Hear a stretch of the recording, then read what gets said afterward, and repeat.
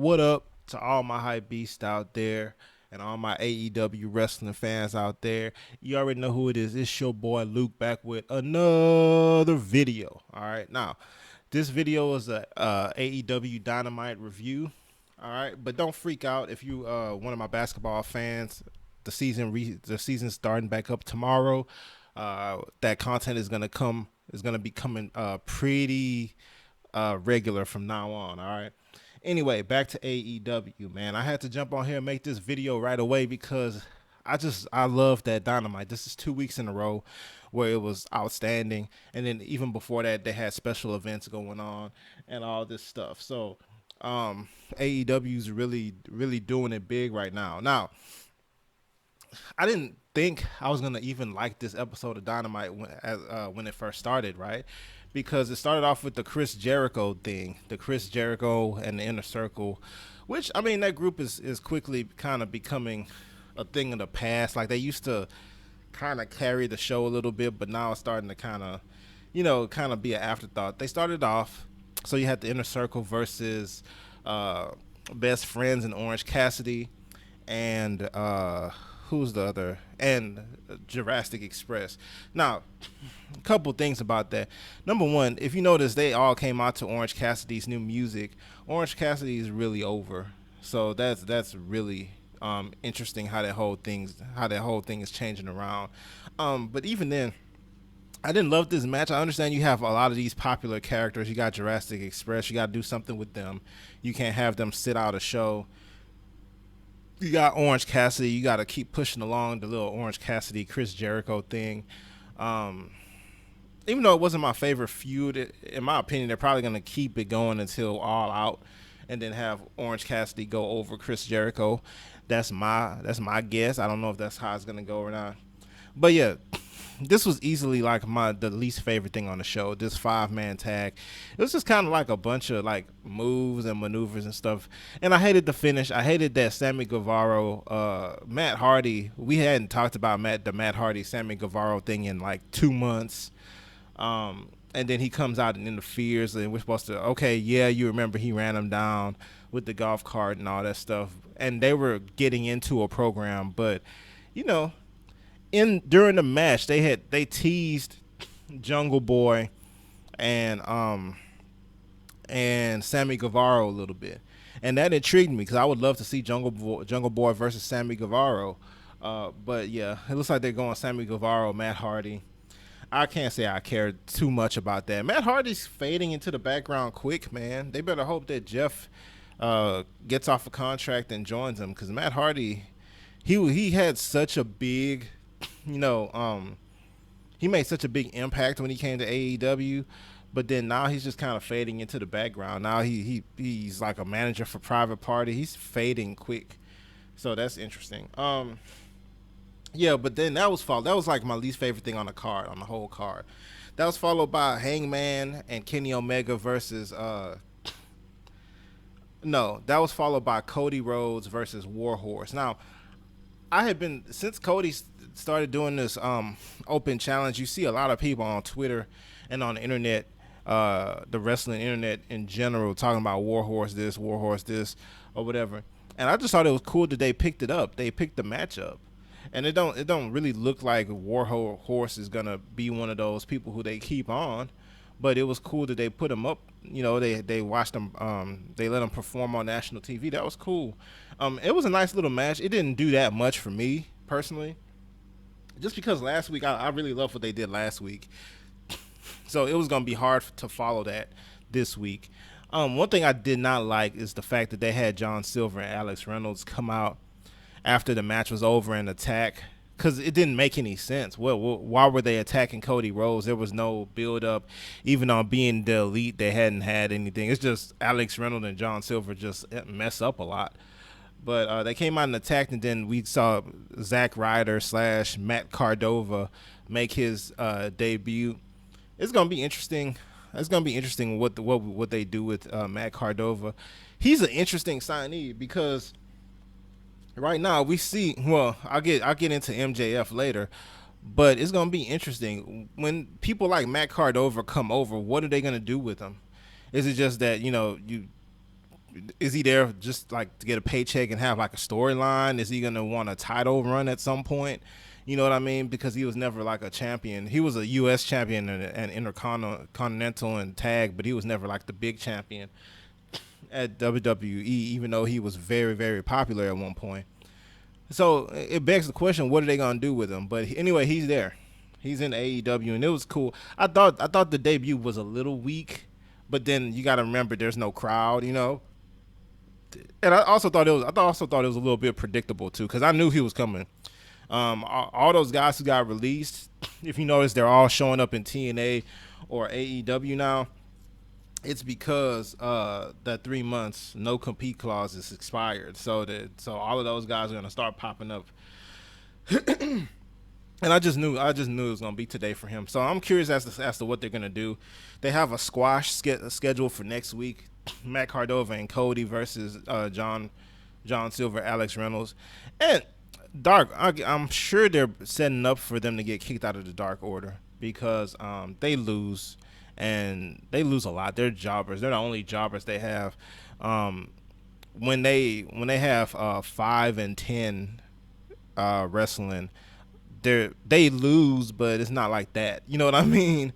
Alex Reynolds and John Silver are jobbers, and they were to begin with. So I guess it is what it is with those guys. But yeah, Zack Ryder, Mark Cardova, had his debut, so that was cool. It was kind of weird, but whatever, it's cool. But yeah. Next up, we had Evil Uno and Stu Grayson. Once again, Stu Grayson is low-key one of the best wrestlers in AEW. I love watching this guy wrestle. They wrestled Kenny Omega and Hangman Adam Page, and they had quite the match. A very, very good match. Also, before that, we had a little vignette of FTR signing their contract. Obviously, they're going to do the little Four Horsemen storyline, and it looks like it's going to be FTR, Hangman, and they were teasing Cody, but I wonder if it's actually going to be Cody Rhodes. That's the fourth person. I hope it's not what's the name, Shawn Spears, because Shawn Spears kind of sucks, man. And I just think he would bring it down, because the rest of those guys are like legit guys. Hangman is one of the most over people in AEW. You know what I mean? When the crowds are there. FTR is being built up to be like the biggest tag team. I also think I understand September is kind of a way away.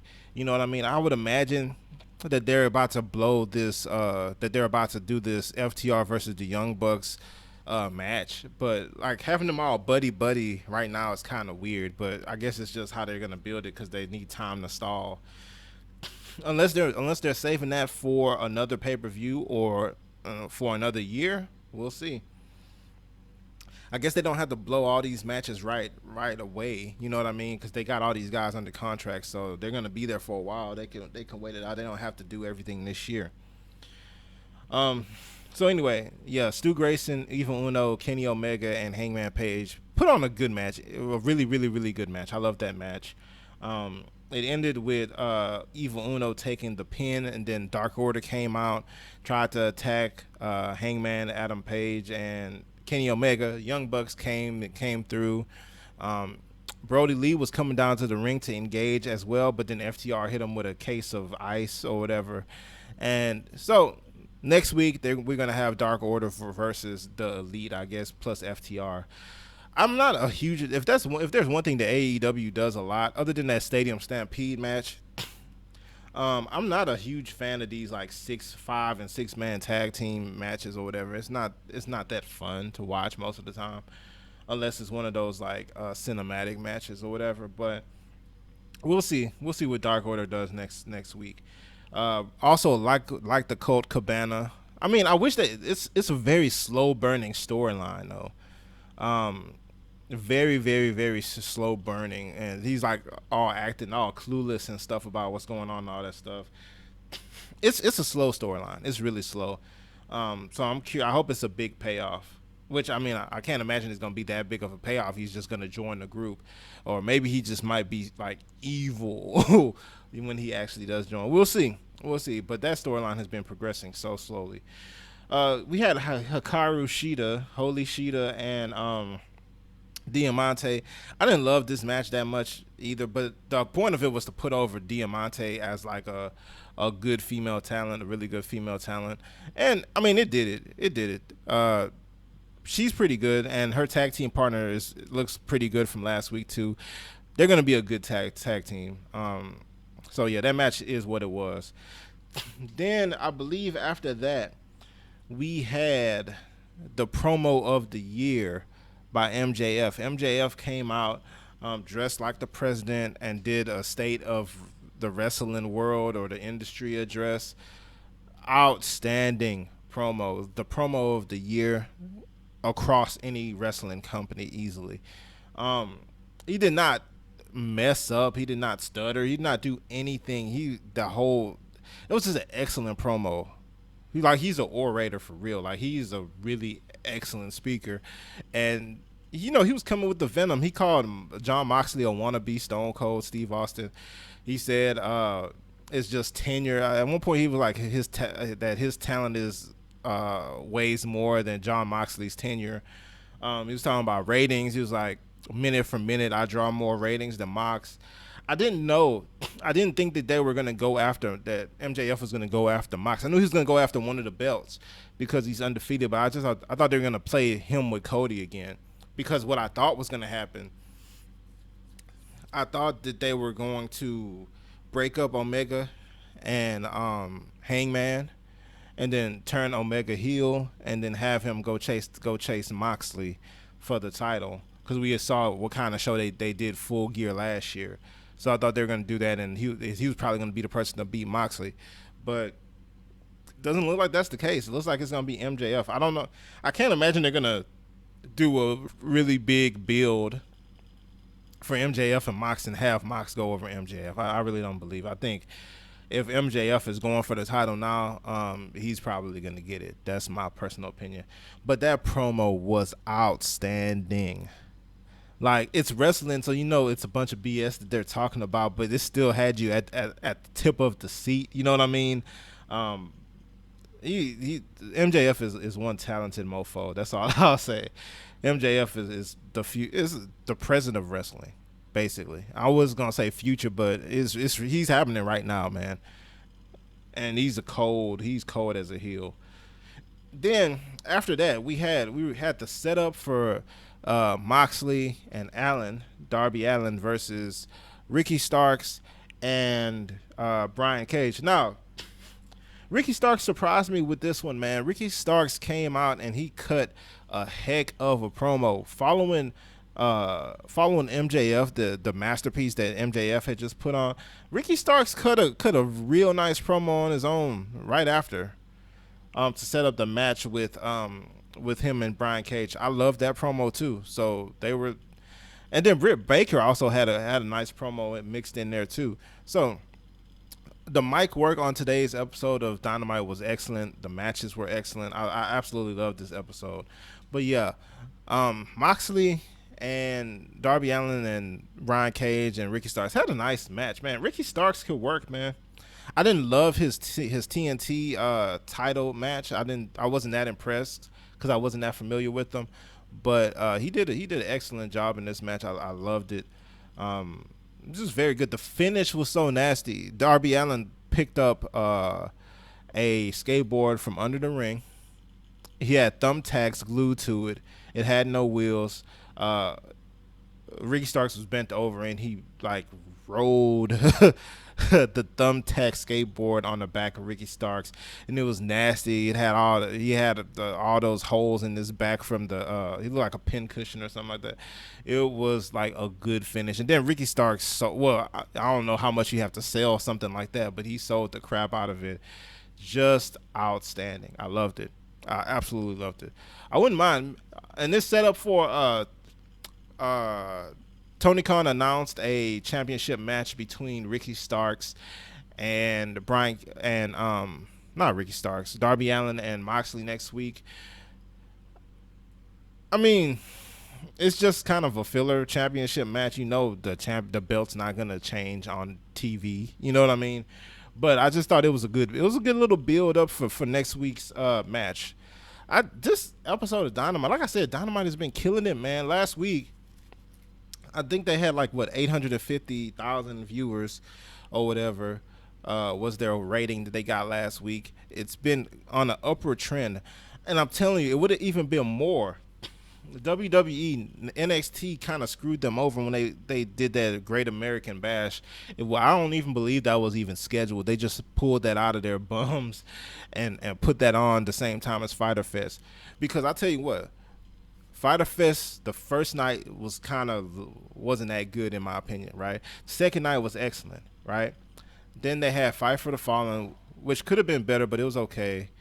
And then that next week was a Dynamite that was on fire. Then this week is Dynamite on fire. So Dynamite has been consistently outstanding for like a couple weeks in a row, and it's starting to show in the ratings. It's really starting to show in the ratings. Now it's not even about beating NXT. Now to me, it's more so about approaching, getting over 1 million views consistently. That's really, or viewers consistently. That's really what they're trying to do. What they're trying to go to. I don't even know that there's really a battle with NXT because they beat NXT almost every week. NXT don't really have much to. They have Keith Lee or whatever. Adam Cole, I believe he's still on the brand. They had what's his name, the Velveteen Dream, who's becoming popular, but then he had a scandal, and I think that run is over. They got a couple people, but I really don't think they're gonna have what it takes to really be a real competitor for AEW. AEW is gonna rule Wednesday nights. You know what I mean? And I'm hoping the number this week is over. We'll find out tomorrow, I guess at 3:00, is over last week. That's really what I'm hoping for this show, that they'll get over 850 or over what they had last week. Because the goal is get over 1 million every week, and then we're talking. You know what I mean? Because I absolutely love this promotion. Absolutely. Anyway, this was another fire episode. Other than like the first match, the Inner Circle match or whatever, kind of sucked to begin. I didn't even think I was going to like this episode, to be honest. But after that match was over, everything else was basically golden. So yeah, I rate this episode of Dynamite. I'll give it.